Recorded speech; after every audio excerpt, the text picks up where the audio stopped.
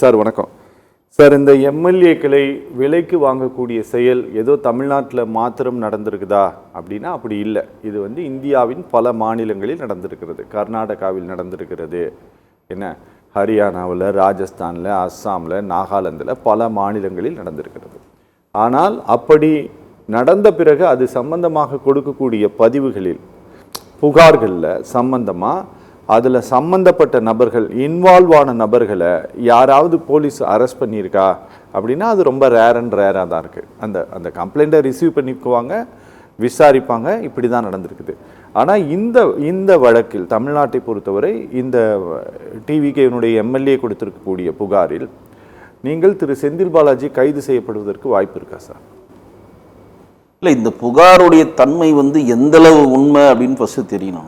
ஏன்னா திமுக வந்து ஒரு ஸ்ட்ராட்டஜி ஃபார்ம் பண்ணுறாங்க. ஓகே, எடப்பாடி அவர்கள் வந்து பொய்க்கால் குதிரையில் இந்த ஆட்சி நடக்குது அப்படின்னு அவர் ஒரு கண்டென்ட்டை உருவாக்குறாரு. திமுக என்ன பண்ணுறாங்கன்னா, இவங்க குதிரை பேர ஆட்சி நடத்துகிறாங்கன்றத தன்னுடைய பதிவை எல்லா இடத்துலையும் பதிவு பண்ணிகிட்டே வராங்க. டிஜிட்டல் மீடியாவிலேருந்து எல்லா இடத்துலையும் பதிவு பண்ணிட்டே வரப்ப இந்த ஸ்ட்ராட்டஜியை மாற்றணும் அப்படின்னு சொல்லி தாவேக்கா நினைக்கலாம் அப்படின்றப்போ இப்போ நீங்கள் சொல்கிற மாதிரி இது எந்தளவு உண்மைன்னு தெரில. ஒரு யூடியூபர் சொன்னார் அப்படின்னு சொல்கிறதுக்காக தாவேக்காவை சேர்ந்த சட்டமன்ற உறுப்பினர்கள் தன்னுடைய பப்ளிசிட்டிக்காகவும் ரீல்ஸுக்காகவும் எந்த எல்லைக்கும் போவாங்கன்றது நிறைய விஷயங்கள் உங்களுக்கு தெரியும். எந்த எல்லைக்கு வேணால் போவாங்க. மேபி நம்ம வந்து ஒரு ஐடென்டிட்டியாக தெரியணும். இப்போ கூட நம்ம கொளத்தூரை சேர்ந்த அமைச்சராக கூட ஆசைப்படலாம். ஆமாம், கொளத்தூருடைய எம்எல்ஏ இருக்கக்கூடிய பாபு அவர்கள் வந்து நன்றி தெரிவிக்க கூட்டம் பண்ணுறப்ப என்ன பண்ணார், விஜய் சார் மாதிரி ஒரு சிலை மாதிரி ஒரு வடிவமைச்சு அதை வச்சு நன்றி தெரிவிக்க கூட்டம் பண்ணார். விஜய் சார் வந்து பிரச்சாரம் பண்ண முடியலன்றது அதற்கு முன்னாடி பிரச்சாரங்களில் வந்து ஒரு கட் அவுட் மாதிரி வச்சு சில பேர் பண்ணாங்க. அப்போ விஜய் சார் பிஸியாக இருக்காரு, அதனால் வர முடியல அப்படின்றத கூட சில பேர் ஏற்றுக்கிட்டாங்க. இப்போ வந்து நன்றி தெரிவிக்க வர்றதுக்கு கூட அவரால் வர முடியல, ஒரு பொம்மையை வச்சு பண்ணுறான் அப்படின்றப்ப அது மூலம் ஒரு ஸ்கோர் பண்ணுறாரு. அவர் இப்படி பண்ணுறேன் அப்படின்னு அவர் ஒரு சிம்பிள் காட்டுறது ஒரு ஸ்கோர். இப்படி அந்த ஸ்கோர் பண்ணுற மாதிரி மேபி ஊத்தாங்கரையுடைய சட்டமன்ற உறுப்பினர் இளையராஜா வந்து இந்த மாதிரிலாம் நடக்குது அப்படின்னு இது வந்து உண்மையா பொய்யான்னு எனக்கு தெரியாது, விசாரணை தான் தெரியும். ஆனால் இந்த மாதிரி எல்லைகளை இவர்கள் பண்ணுவார்கள் அப்படின்றதுக்கு நான் ஒரு உதாரணம் சொல்கிறேன். இப்போ ஒரு தமிழ்நாட்டினுடைய சீக்கிங்காக பண்றதுக்கு அது மாதிரி தான் இருக்குது. ஒரு மினிஸ்டராக இருக்காங்க, ஒரு சமூக நலத்துறை மினிஸ்டர் என்ன பண்ணுறாங்க, புகைப்பிடிப்பது சட்டப்படி குற்றம்னு உலகத்துக்கே தெரியும். புகைப்பிடிப்பதை ஊக்குவிக்கக்கூடாதுன்றது எல்லாருக்குமே தெரியும். அரசாங்கமே வெளியிடுது. நாங்கள் சென்சார் போர்டில் ஒவ்வொரு படத்துலையும் புகைப்பிடிப்பது வந்து உடல்நலத்து தீங்கானதுன்றதை எல்லா இடத்துலையும் டிஸ்க்ளைமரை போட்டே ஆகணும்னு சொல்லி ப்ரெஷர் பண்ணி கொடுக்குறோம். அந்த புகைப்பிடிக்கிற ஒரு காட்சியை விஜயோடைய ஸ்டில்லை எடுத்து ஒரு டேட்டு கூப்பிட்டுட்டு அதை மூலம் வந்து நாங்கள் வந்து விஜய்க்கு ஆதரவாக இருக்கிறோன்ட்டு தன்னுடைய வெளிப்படுத்துறதுனா என்னன்னா, தன் எல்லா அமைச்சரை விட நான் தனியாக தெரிகிறேன், நான் முன்னிலைப்படுத்தப்படுகிறேன்றதுக்கான ஒரு சிச்சுவேஷனை அவன் உருவாக்குற மாதிரி கூட இது நடந்திருக்கலாம். நான் நடக்கும்னு சொல்லலை. இப்போ செந்தில் பாலாஜினும் உத்தம புத்திரரும் இல்லை, இப்போ சார் சொல்கிற மாதிரி அந்த யூடியூபர்கள் வந்து போய் கம்ப்ளைண்ட் கொடுத்தோன்னா அவங்க போய் கேட்டு அது 2 பேரை கைது பண்ணதில்லை. அது வந்து உண்மைத்தன்மை வந்த பிறகு தான் அதுக்கிட்ட போக முடியும். ஆனால் தன் வந்து 10ஓட 11 இருக்கக்கூடாது, தான் வெளியே தெரியணும். இப்போ தாவேக்கா அமைச்சர்கள் 34 பேர் பதவியேற்றாங்க. எந்தெந்த அமைச்சர் எதுன்னு நமக்கு தெரியாது. துஷியானந்தர் தெரியும், நிர்மல் சார் தெரியும், நம்ம தருண்ராஜ் தெரியும், இன்னும் ஒரு 4-5 பேர் மட்டும் தான் நம்மளுடைய லிங்க்ல இருக்காங்க. ஏன்னா அதற்கு முன்னாடி விஜய் சாருடைய எல்லா மேடைகளையும் அவர்களை பார்த்துருக்கோம். இப்போ ஒரே ஒரு போதை வசதியை யூஸ் பண்ணாரு, 2 வருஷத்துக்கு முன்னாடி ஒரு வீடியோ போட்டாங்கன்றது கூட திமுக காரணம், அஇஅதிமுக காரணம், பாஜக காரணம் அந்த வீடியோ போடலை. அவங்க கட்சியில் இருக்கவங்க தான் அந்த வீடியோ போடுறாங்க. இந்த டாட்டுவும் அவங்க கட்சியில் இருக்கவங்க தான் போடுறாங்க. அப்ப அந்த 2 கட்சி உள்ள 2 கோஷ்டி செயல்படுகிறது தெரியுது. ஓகே, அப்ப புஷியானந்த் அவர் வந்து என்ன நினைக்கிறாரு, விஜய் சாருக்காக பாடுபட்ட ரசிகர் மன்றத்தில் மட்டும் தான் முன்னிலைப்படுத்தணும் அவர் நினைக்கிறார். ஆதவர்ஜன் நினைக்கிறாரு மாற்று கட்சியில் இருக்கிறவர்களெல்லாம் கொண்டு வந்து தனக்கான ஒரு அதிகார மையத்தை அங்க உருவாக்கணும். நாளைக்கு எதனா ஒண்ணு போறப்ப இப்ப சிவி சண்முகம் பயமுத்துறாருல, நான் 5 எம்எல்ஏவோட போயிடுவேன், 10 எம்எல்ஏவோட போயிடுவேன், இப்ப வேலுமணி சொல்றாருல என்கிட்ட 15 எம்எல்ஏ இருக்குன்னு அவங்களோட போயிடுவேன், அந்த மாதிரி ஒரு ஸ்ட்ராட்டஜியை உருவாக்கணும்னு அவர் நினைக்கிறாரான்னு தெரியல. ஏன்னா இந்த மாதிரி பிரச்சனை வரப்பதான் ஒரு வீடியோ வருது. இப்ப கில்லி சரத்ன்றது யாருக்குமே தெரியாது. சரத்ன்றது சமூக நலத்துறை அமைச்சரா என்ன அமைச்சரா அமைச்சரா இருந்தார் மட்டும் தான் நமக்கு தெரியும். மனித மேம்பாட்டுத்துறை அமைச்சர் நினைக்கிறார். அவர் வந்து இப்ப 2 நாள்ல வந்து ஒட்டுமொத்த தமிழகத்துக்கு தெரிஞ்ச ஒரு ஃபிகர் ஆயிட்டார். அவரோட வீடியோ வைரல் செய்யப்படுகிறதுனா சரி, இதை வெளியிட்டது யாருன்னா திமுக காரன் வெளியிட்டானா, அஇஅதிமுக எடுத்து வெளியிட்டானா? கிடையாது. அவங்க கட்சியில் இருக்கவர்களே அவர்கள் அது செய்யறாங்க அப்படின்னா அந்த கட்சி உள்ள வேற ஏதோ ஒரு விஷயம் போயிட்டு இருக்கு. ஒரு அதிகார மையம் அங்க வந்து வேறு மாதிரி தனக்கான கோஷ்டியை உருவாக்கிட்டு இருக்கு. அங்க இருக்கக்கூடிய அமைச்சர்களுக்கு எதிராக வேலையை அந்த கட்சியில் இருக்கவர்களே செய்யறாங்க.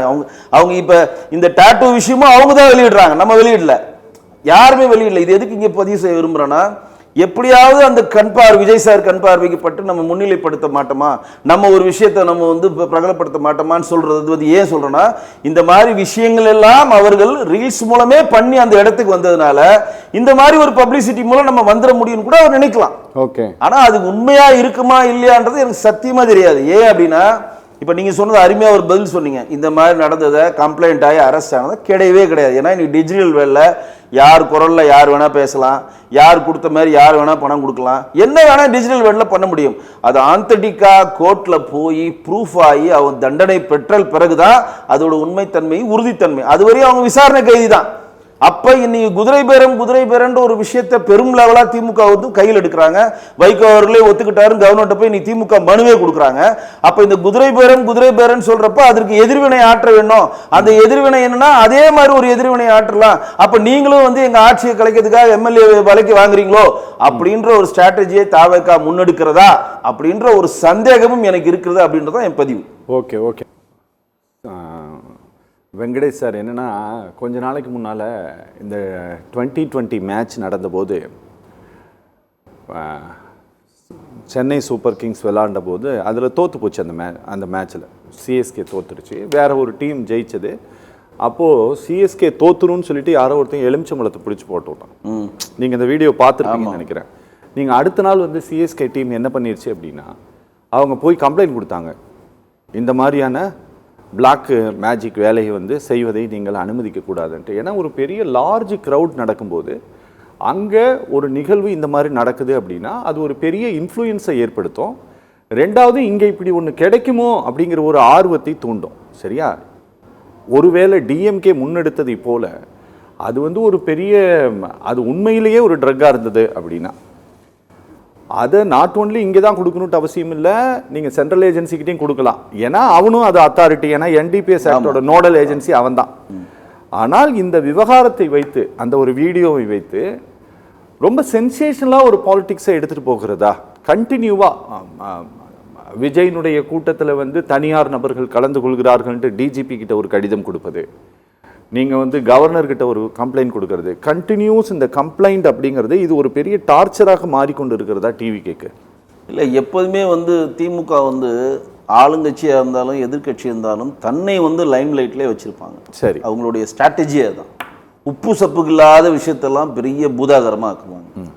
கடந்த 5 வருடமாக சென்ட்ரல் கவர்மெண்ட்ல மோடி கவர்மெண்ட் எதை கொண்டு வந்தாலும் அதை எதிர்ப்பதே ஒரு குறிக்கோளா வச்சுக்கிட்டு அதன் மூலம் ஒரு அரசியல்ல லைம்லைட்ல இருந்துகிட்டே இருக்காங்க. ஒட்டுமொத்த இந்தியாவுக்கு நாங்க தான் வழிகாட்டி, டீலிமிட்டேஷனை நாங்க தான் பண்றோம், நாங்க தான் ஒட்டுமொத்த இந்தியாவுக்கு வழிகாட்டி, டீலிமிட்டேஷன் சம்பந்தமாக எல்லா அதர் ஸ்டேட்டோடைய சீஃப் மினிஸ்டர் கூப்பிட்டு நாங்க தான் வந்து கூட்டம் போட போறோம். முத்தலாக்கு வருதா உடனே நாங்கள் தான் எதிர்ப்போம், என்ஆர்சி சிஏ அமெண்ட்மெண்ட் வருதா நாங்கள் தான் உடனே எதிர்ப்போம், புதிய வேளாண்மை சட்டத்துக்கு நாங்கள் எதிராக தான் செயல்படுவோம், இது வக்ஃப் வாரியத்துக்கு நாங்கள் அமுல்படுத்த மாட்டோம். இப்படி வந்து முழுக்க முழுக்க எதிரியை அவர்கள் வந்து போன வாட்டி பிஜேபின்னு வச்சு ஒரு குறுக்குச்சால் ஓட்டிக்கிட்டே இருந்தாங்க. அது ஃபெயிலியர் ஆயிடுச்சு. ஃபெயிலியர் ஆனோன்னா இப்போ என்ன பண்ணுறாங்க, இந்த பக்கம் வராங்க.